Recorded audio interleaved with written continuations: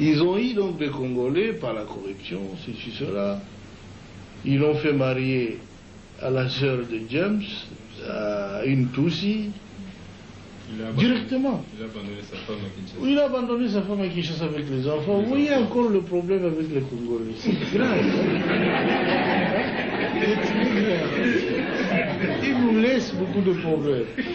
Il est là, et maintenant il crie qu'il veut venir. Hein? Bon, le voilà devenu un chef de guerre de la rébellion. Et ils sont allés ramasser tous les autres rebus que vous connaissez. Les Tambo Mwamba, les Zaïdi Ngoma, l'autre là, Lunda Boululu, Wamba Diawamba. Et vraiment une kermesse de gens, en tout cas, corrompus et inutiles. Pardon, le Bizi Makara, qui était mon ministre des Affaires étrangères, que je croyais congolais. Et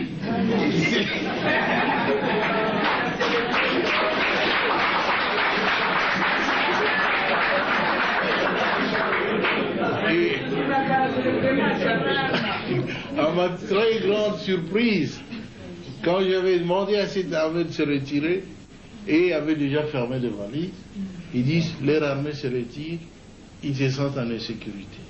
Je dis, mais non, votre armée reste. C'est l'armée rwandaise qui se retire. C'est pas la vôtre.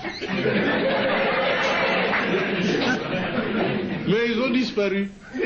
Et j'ai compris qu'ils n'étaient pas congolais alors. Parce que l'armée qui s'est retirée était rwandaise. Ah oui. Un ministre congolais, un ministre d'État a disparu. Un ministre des Affaires étrangères a disparu. J'ai dit, nous étions infiltrés alors. Infiltrés au sommet de l'État. Alors ainsi on aura pu découvrir des documents où Kagame dirigeait ces gens-là, où il complotait pour que les Tutsis prennent la tête de ce grand pays qui n'est pas le leur. Alors ça en est trop, hein. Ce pays ne leur appartient pas. Ils veulent en prendre la tête. Quoi? Mais c'est pas possible, ça a été très grave. On a vu tout ça, si seulement on l'avait su avant, ça aurait été bien. Mais le conflit a éclaté après. Ils tentent le conflit, ceux qui n'ont pas pu réussir avec le coup d'État, qui avait échoué le 2 août. Et maintenant, je le vois en train d'échouer encore. Notre peuple se défend. Je suis très heureux que vous tous ayez pris conscience de la gravité de la situation pour nous mettre tous ensemble, tous les partis politiques confondus, chez nous. Tous les Congolais se sont mis ensemble derrière le gouvernement. Ils m'ont soutenu, je dois l'avouer très sincèrement. Et je ne sais même pas ce que je ferai pour les rendre.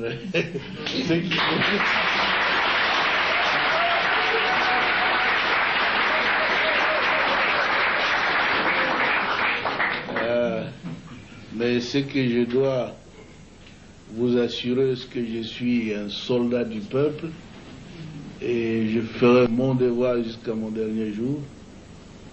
Je veux que mon pays soit totalement libre et en tout cas un pays moderne qui se développe, où sur le plan social nos villages doivent être transformés parce que tout le monde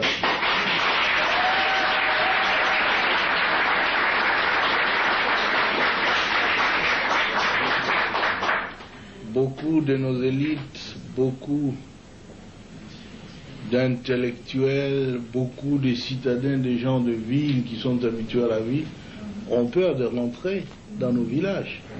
C'est parce qu'il n'y a pas de vie là-bas. Nous étions donc engagés dans un programme de reconstruction qui a commencé à porter fruit. Et tout cela sans assistance extérieure. Parce que les habitudes politiques en Afrique, c'est qu'on doit attendre de l'aide de la France, des États-Unis, de l'Union européenne, de la, de la Banque mondiale, de ceci, cela. Mais nous avons dit, depuis quand nous luttions, longtemps, nous disions que notre lutte, c'est la lutte de l'intelligence contre la force brute. La force brute,